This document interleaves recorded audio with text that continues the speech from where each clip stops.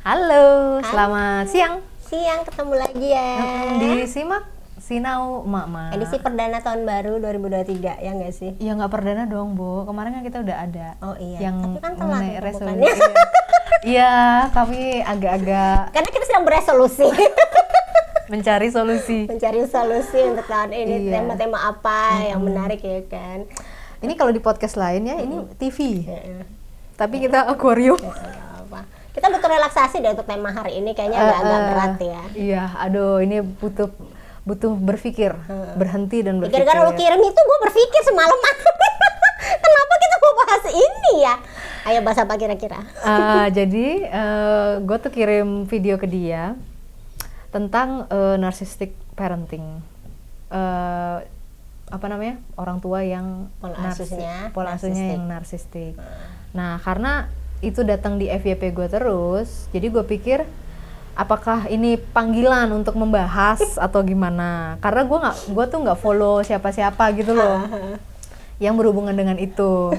Orang sebenarnya jualan lain, jadi menarik Kayak yang muncul lain. itu gitu ya. Oke. Terus gue kirim ke lo kan ya, akhirnya dia research, gue research sedikit, terus hari ini kita mau ngomongin itu tentang pola asuh orang tua yang narsistik. Nah, kalau misalnya hari ini rame, nanti ada part 2-nya ya. Kayaknya bakal Gitu. rame. Bakal rame ya, Bu. Yakin nih rame ya. Kalian harus komen.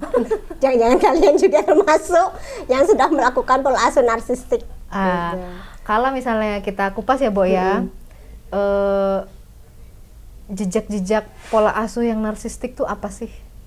Oke. Sebelum kita tahu dampaknya ya, jejaknya dulu apa gitu. Bentuknya harus konkret lah, kita udah jangan pakai bahasa. Teori ya, Bo. Baik.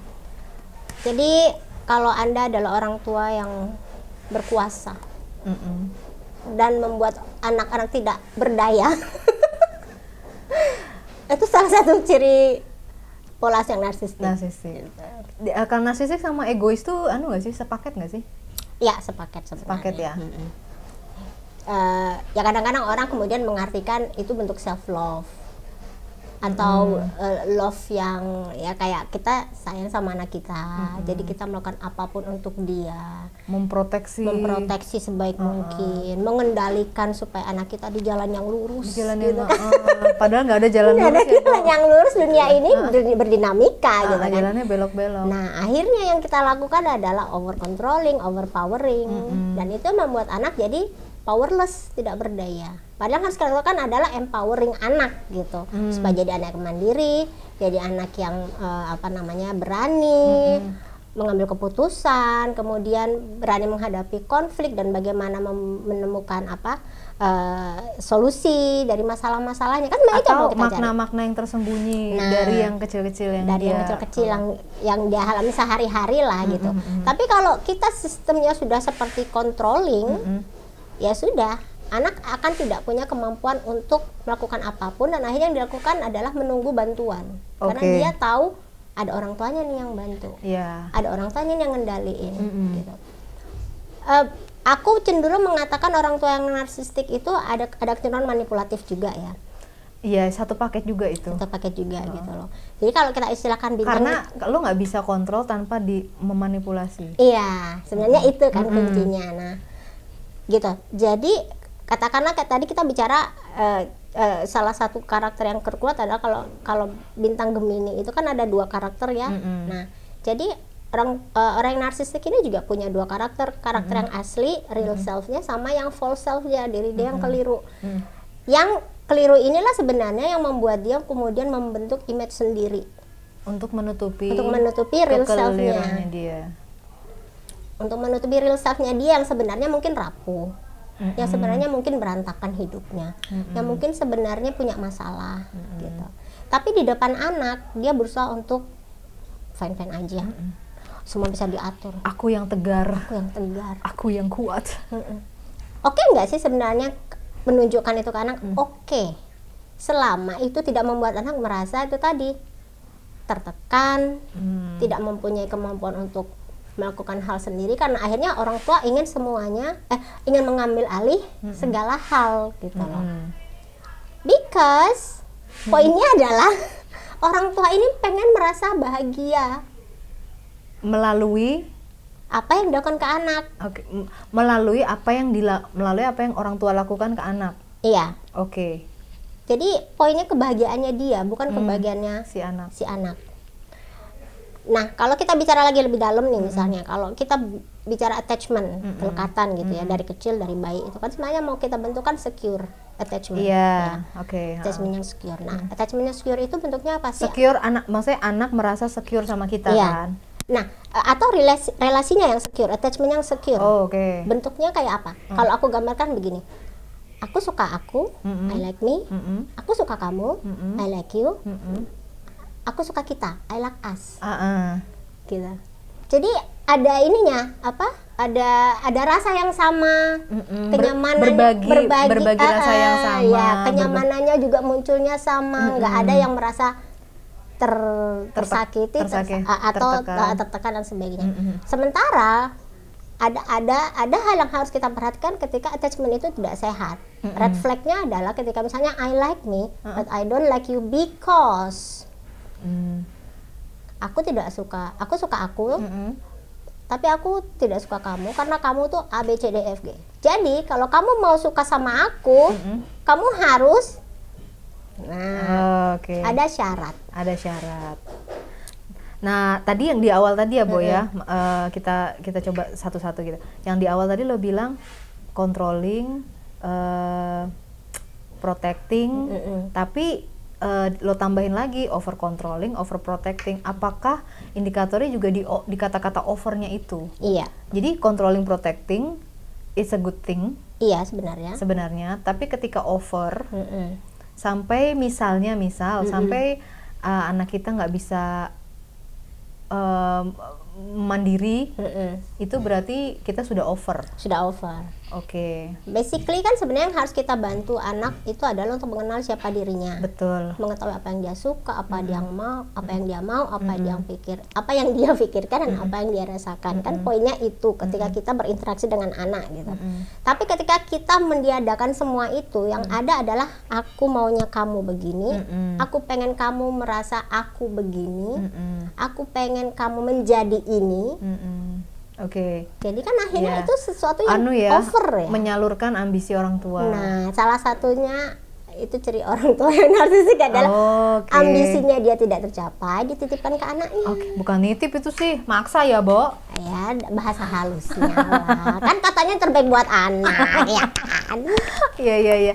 Itu satu ya. Terus yang kedua tadi lo mention ini berbagi rasa.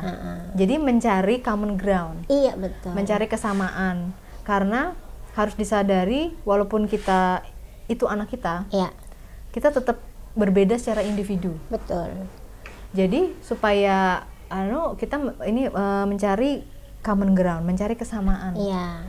Sereceh-recehnya. Iya. Iya nggak sih? Supaya terus berbagi rasa, akhirnya terjadi hubungan yang sehat, betul, dan mudah-mudahan kuat. Iya, dan berkembang. Berkembang sampai nanti suatu saat dia punya masalah di luar, kita bisa jadi rumah untuk pulang. Betul. Kamu kok ini sekali ya, mendalam bahasanya pagi ini. Habis makan telur. Ya karena intinya gini, kan kalau kita berpikir perasaan yang nyaman itu harus yang happy semua gitu ya kan, bahwa anak harus happy, anak harus disenangkan gitu, sehingga anak pun akan balik berpikir bahwa aku juga harus nenangin orang tua, aku harus nenangin karena dia udah disenangin duluan, bukan karena terpaksa. Nah itu tadi yang kita nggak tahu prosesnya, kan setiap orang akan berbeda gitu. Tapi kan intinya kita mau semua orang senang, yes, ya kan. Ketika kita mau semua orang senang, jangan lupa dalam relasi itu pasti ada konflik. Yes. Ketika kamu memiliki orang tua yang narsistik, itu mereka tidak akan mau punya konflik. You do it or not at all. Gitu ya. Oke, tidak ada berarti komunikasi satu arah. Satu arah. Jadi cenderung satu arah sebenarnya. Indikatornya gitu ya. Walaupun misalnya ada nih anaknya sudah mulai mengatakan, tapi mami aku maunya, kamu maunya itu, mami maunya ini. Atau mungkin pakai yang bahasa yang apa namanya, yang sering kita dengar apa sih, Bo? Bentuk nyatanya gitu. Silent treatment. Oke. Itu silent treatment itu ternyata salah satu bentuk conflict avoidance, menghindari konflik. Tapi yang membuat orang lain tuh merasa menerka-nerka. Merasa dia justru terus di ignorance gitu loh. Oke. Aku nih punya perasaan marah loh, gue boleh nggak nih marah gitu. Ya beda sama anak kita ya yang marah ya, aku tuh lagi gitu ya. Dan kita cukup bisa menerima itu dan kita akhirnya ngobrol kan, ya kamu marahnya kenapa gitu. Tapi kalau tipe orang narcissistic, lu marah, lu nggak punya alasan untuk marah ke gue. Gue udah kasih semuanya, itu dia, I give you everything. Kenapa kamu marah sama aku? Apa yang salah? Hidupmu sudah enak. Nah, itu salah satunya. Karena center of attention-nya bukan di anak, tapi di dirinya dia. Perasaan gue yang harus happy, bukan perasaan lu. Oke. Jahat ya? Jahat sih. Kasihan anaknya. Jahat. Karena nggak langsung kelihatan gitu loh. Iya. Dan sedihnya lagi, kalau kita bicara anak di bawah usia 12 tahun, mereka kan benar-benar nggak punya kemampuan untuk membantah. Yeah. Karena semuanya masih tergantung ya kan. Dan ketika itu sudah ditanamkan dari dia kecil bahwa you have to make me happy, you have to gitu. Kita bilang itu anak kita gitu, kamu harus bikin mama bangga, kamu harus bikin mama senang. Seolah yang kamu lakukan, misalnya dia melakukan kesalahan, kita kritik habis-habisan, makanya kamu tuh kalau dibilangin mama kan, jangan lakukan itu, udah berkali-kali dinasihatin, apa sih susahnya kayak gini nih? Hah? Ngerti nggak sih kamu? Besok-besok jangan dilakukan lagi ya? Iya mah. Udah deh, Anda nggak dikasih kesempatan untuk menjelaskan kenapa gitu, karena di usia itu dia masih ini kan, tapi itu yang akan terrekord di kepalanya. Ini tuh kalau ini apa namanya, mungkin kita sekarang bisa ngomong kayak gitu, mungkin terdengar mudah ya. Iya. Karena kita sudah bisa mengidentifikasi apa sih yang salah dalam berkomunikasi. Tapi pada saat kejadian di luar kendali. Itu bisa di luar kendali karena kita udah nggak bisa berpikir jerat, kita mikir itu cuman karena misalnya keadaan marah ya. Ya udah yang keluar cuman marah gitu. Kita lagi tidak bisa menimbang tuh sudah timbangannya udah rusak. Timbangannya udah rusak. Atau naik ke kanan semua. Aduh ya ampun. Makanya kalau dibilang kan kalau lagi marah sama anak, kalau kita marah sama orang dewasa mah saut-sautan mah oke lah ya. Iya. Sama anak mending kita jedotin kepala dulu kali ya ke tembok sampai kita bisa menimbang gitu. Ya Allah, jangan sampai gitu. Karena ya ampun, yang memang yang terekam itu yang sepele justru yang bikin dia menjadi besar, masalahnya menjadi besar. Betul. Dan apa tadi aku mau bilang? Sorry. Enggak, tapi kan intinya ketika anak itu masih kecil, dia juga masih dalam proses perkembangan kognitifnya ya, dia jadi masih menentukan ini benar atau salah ya gitu. Ketika orang tua tidak bisa mengajak untuk berpikir, betul, jadi yang dia tahu kebenaran itu milik orang tua. Iya. Padahal di dunia luar begitu dia dilepas jedret, abu-abu semua. Iya, nggak ada yang benar atau salah, kecuali kamu menganggap itu benar atau salah. Iya, gitu. Dari hasil kamu berpikir. Nah, itu. Dan tadi kalau baru ingat masalah tadi ketika misalnya kita di saat momentum marah terus kita marah depan anak, sebenarnya nggak masalah juga. Itu cara kita deliver emosi gitu ya. Memang ada kata-kata mungkin yang harusnya tidak dikatakan. Tapi ketika kita menyadari itu dan situasi sudah tenang, ada nggak upaya kita untuk kemudian mendatangi, minta maaf, mengenali kalau kita salah, dan kita bilang bicara dari hati ke hati ke anak. Tadi gimana perasaanmu ketika dimarahi? Maaf ya, gitu. Mungkin anaknya akan bilang, mami nyebelin. Ya maaf. Sama kamu. Ribut lagi dah. Nggak kelar-kelar. Berarti maksud gue hubungan yang misalnya didominasi dengan narcissistic parents gitu masih bisa diperbaiki, Bu? Bisa. Masih sangat bisa diperbaiki. Bisa. Ya. Selama kita mau menyadari. Betul. Dan minta maaf. Iya, sebenarnya itu gitu. Karena memang anak itu sangat-sangat pemaaf sih, Bu. Oh banget. Ya marah hari ini berapa jam kemudian lupa kok. Gue aja pemaaf sama sebagai anak. Tapi intinya Kalau misalnya pun kita misalnya kita sadar nih ya, tadi gue salah gitu. Yaudah gue datangin anak gue minta maaf. Tapi kalau yang muncul narcissistic trait lagi, malah akhirnya menasehati instead of mendengarkan anak, ya sama aja. Oke. Cuma beda suasana aja, sekarang udah tenang. Akhirnya kita merasa saatnya nih gue masuk. Nah, tolong ya besok nggak usah gitu lagi lah. Dengerin aja mami. Pokoknya mami katakan tuh paling bener. Kamu tuh nggak usah dengerin kata orang lain. Ini loh, ini caranya kayak gini yang paling pas ini. Ini pas buat kamu. Kamu mau apapun nanti mami kasih. Anaknya akan berpikir, that's not, aku tuh nggak butuh itu. Aku butuh didengarkan. Aku butuh diperhatikan misalnya. Ternyata kebutuhannya kan itu. Tapi gue jadi inget ya waktu anak-anak kecil, anak-anak memang belum bisa gue beliin mainan mereka banyak. Karena gue dulu nggak punya mainan. Jadi gue pikir mungkin sekarang gue mampu, anak mau apa gue kasih. Jadi gue keinget itu gitu loh. Memang ada harga yang harus dibayar, dan memang nggak harus uang sih setiap saat yang harus dibayar. Cuman maksud gue jadi ingat pada saat itu anak gue minta ini, karena gue juga merasa dulu nggak punya kan. Terus gue bilang, gue kasih, tapi lama-lama lo kok jadi banyak. Jadi sia-sia, dipegang juga enggak. Tapi ya udahlah, udah lewat. Ya karena kasih sayang orang tua emang begitu ya bentuknya ya, ingin membahagiakan anak. Mungkin di awal-awal masih dalam bentuk mainan, makin besar kan nanti berubah lagi tuh keinginannya gitu. Kayak misalnya anak-anak yang butuh handphone gitu kan, ada yang teman-temannya punya handphone apa, nah gue termasuk yang sering protes, kok aku nggak dikasih handphone. Terus gue bilang, belum saatnya, mami belum lihat kamu bertanggung jawab, bilangin gitu. Bahkan kakaknya ketika sudah punya handphone pun aku cuma pesan, kamu udah tak kasih 36 giga, tolong itu dihemat-hemat, diatur pemakaiannya untuk 1 bulan, tak bilangin gitu. 36 giga mah gampang 1 bulan ngabisin. Makanya bisa nggak habis sebenarnya, tapi ya mereka main game dan sebagainya. Tapi aku pesannya itu tadi digunakan, ya itu kan sebagian dari mengajari tanggung jawab kan. Betul, sebenarnya. Jadi ketika dia punya handphone, bukan soal handphonenya itu yang aku permasalahkan. Kan ada orang, kalau orang tua narsistik bilangnya gini, nih gue udah beliin handphone, lu harus nilainya bagus, lu nggak boleh sampai gagal. Ini handphone mahal ini, mama udah nabung ini 5 tahun. Tapi kalau memang kita dari hasil nabung, kata-kata itu sangat mudah untuk keluar ya Bu. Iya sebenarnya. Kalau memang bener-bener gimana ya, nabung bener-bener gitu loh.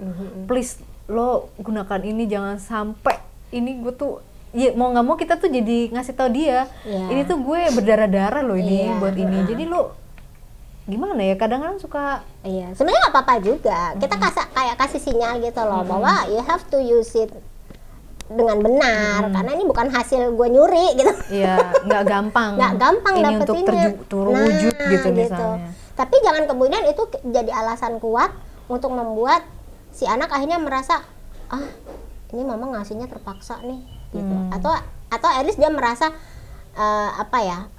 nggak ikhlas. Mama ngasih gue nggak ikhlas gitu. Untuk ini misalnya conditional and unconditional love ya Bu. Betul. Gue tuh juga belakangan lagi berpikir, karena bagaimanapun gue juga berharap anak-anak tuh juga aktif di rumah bantuin gue.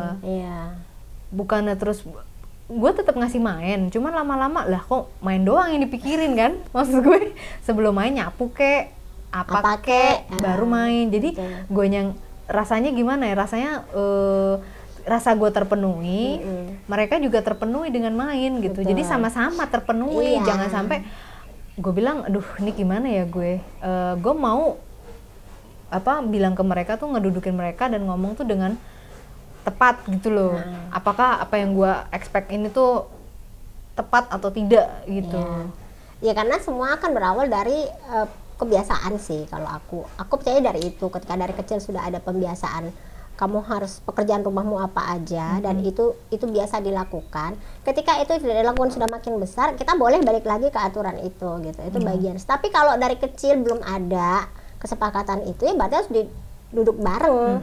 Jangan lu yang bikin doang. Si anak juga harus dilibatkan. Oke, kamu dengan usiamu yang udah segini, kamu bisa bantu apa nih buat bisa bantu apa nih di rumah gitu. Mami butuh bantuan. kamu bisa misalnya nyapu ya nggak apa-apa, ngurus jemuran, atau ya sesempatmu misalnya sebelum kamu pergi tolong lakukan sesuatu deh gitu. Jadi termasuk mungkin untuk daerah wilayah private-nya mereka ya, misalnya kamarnya mereka ya, misalnya itu pun mereka belum bisa lakukan secara rutin, ya itu dulu aja yang diubek-ubek gitu. Tapi jangan semua datang dari elu. Makanya harus duduk bareng. Gue bilang ini lo yang gue rasain. Iya. Gimana menurut lo, perasaan gue gimana? Baik-baik aja. Kalau mereka bilang oke, kalau baik-baik aja.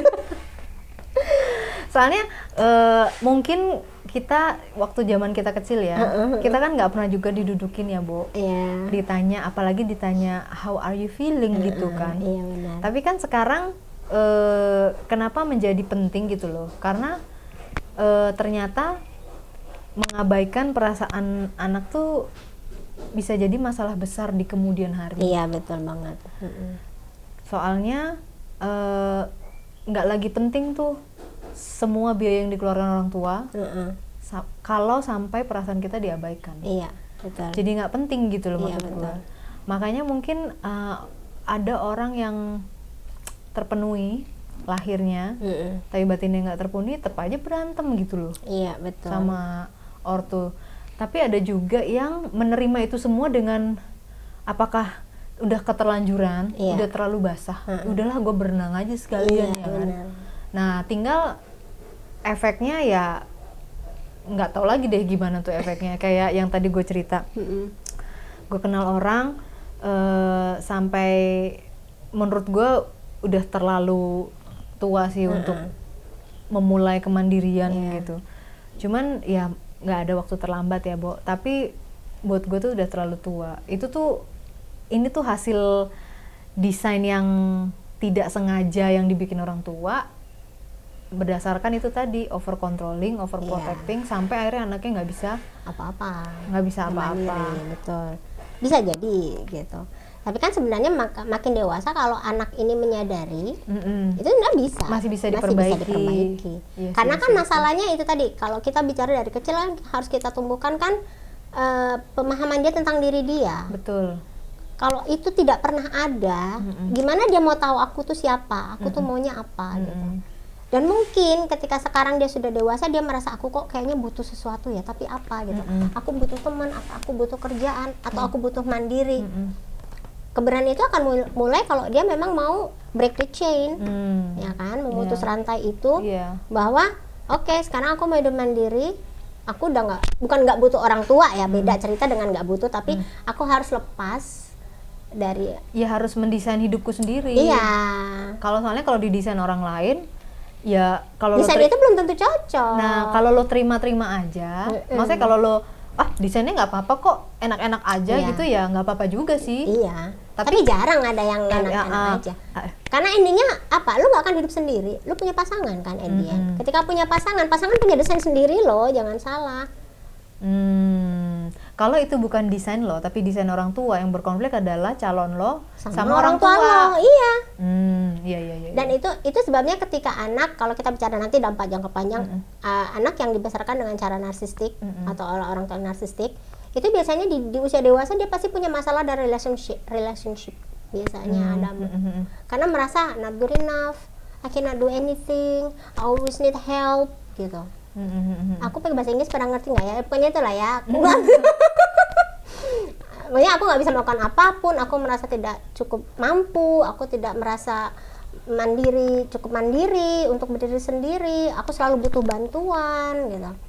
Dan akhirnya akan muncul trait-trait misalnya kecemasan, punya pacar dikit-dikit dicek, kamu di mana? Aku tolongin dong, angkatin air galon, gitu, lagi kerja suruh pulang. Itu kan nggak sehat gitu. Terus akhirnya muncul apa? Distrust. Lama-lama akan muncul distrust. Tahan dulu dong. Apa tuh? Tahan dulu. Oh iya.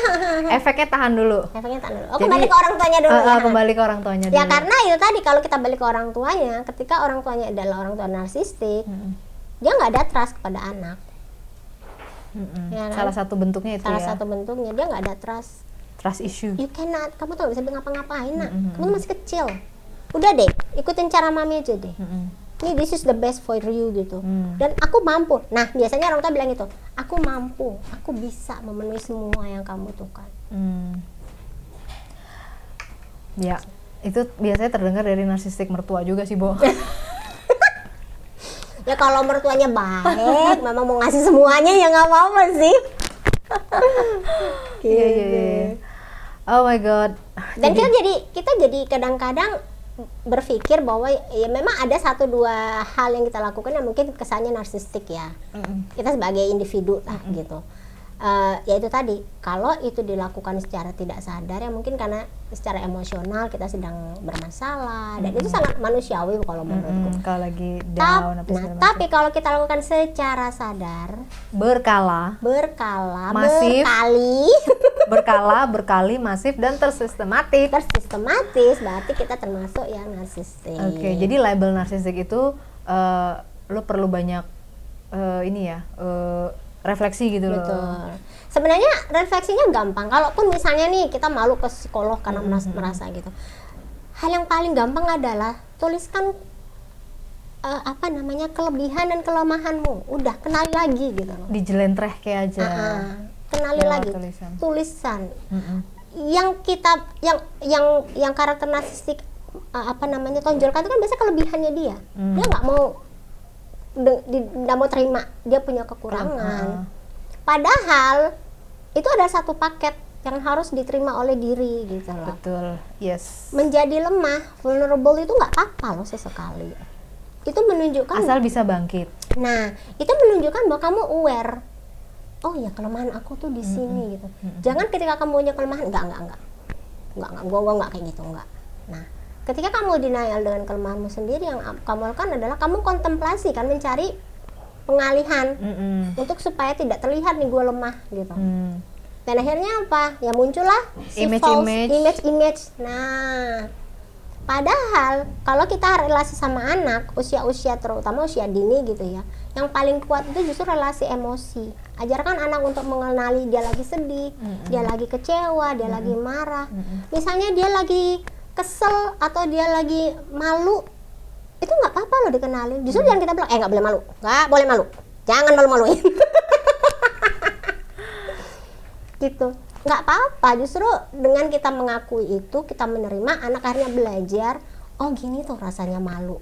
So next time kan dia akan bisa mengukur, oke, kalau aku melakukan ini nanti aku bisa malu nih, gimana caranya supaya aku nggak malu. Oh ya, aku harus prepare, misalnya untuk lomba gitu ya, aku harus latihan lebih rajin, aku harus prepare. Jadi muncul tanggung jawab sebelumnya. Gitu. Nggak langsung sih ya, Bo, biasanya. Iya, itu namanya anak-anak kan harus butuh waktu diulang-ulang. Konsistensi itu juga penting. Yeah. Nah, kalau konsistensinya orang parent yang narsistik ya itu tadi. Maunya cepet. Iya, dia menekankan pokoknya I, not you.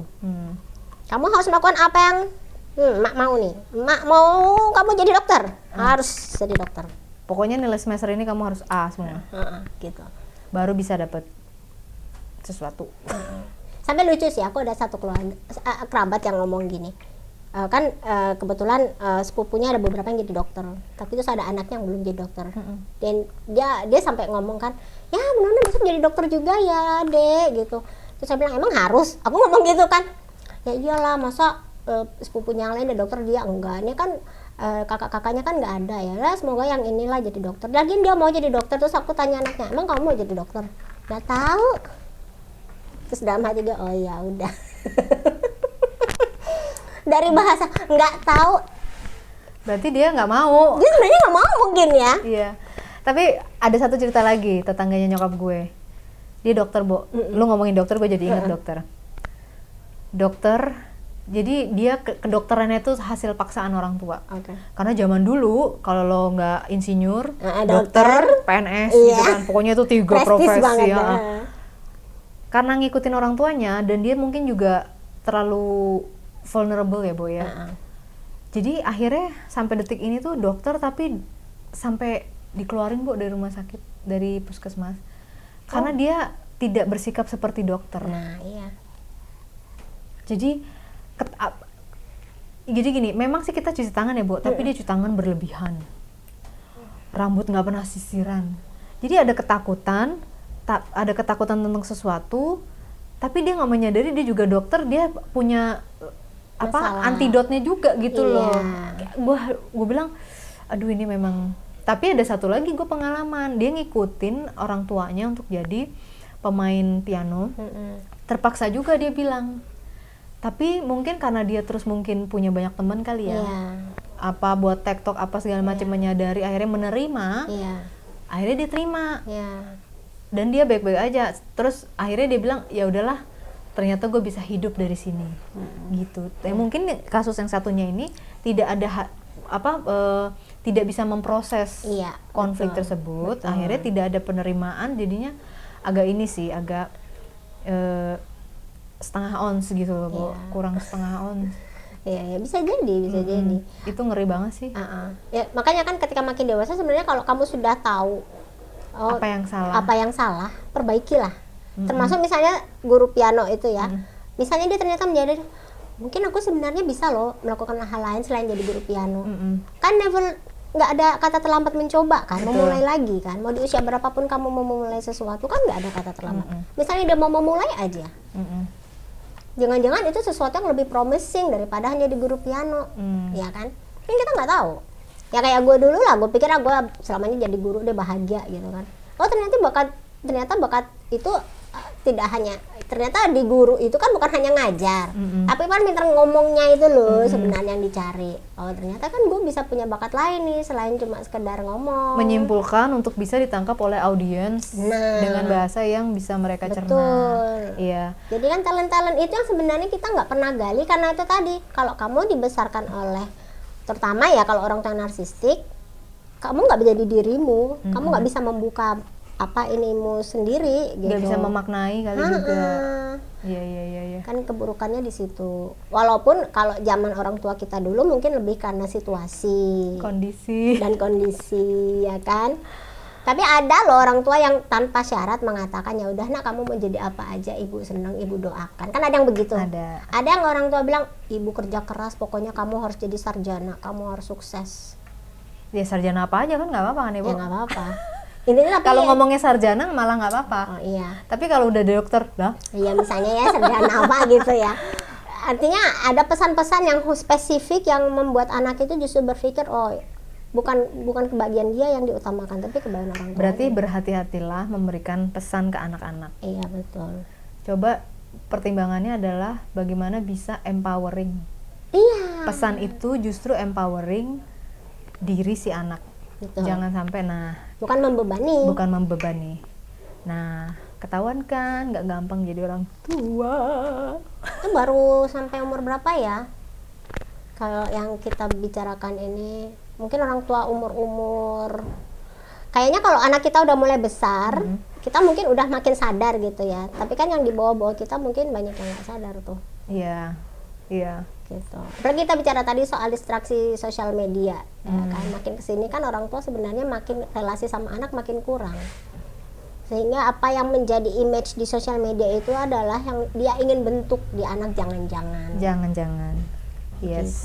Gitu. Kesempurnaan yang dia imajinasikan ternyata tidak sesuai realita, anak yang jadi korban. Banyak kan kasus-kasus kayak gitu.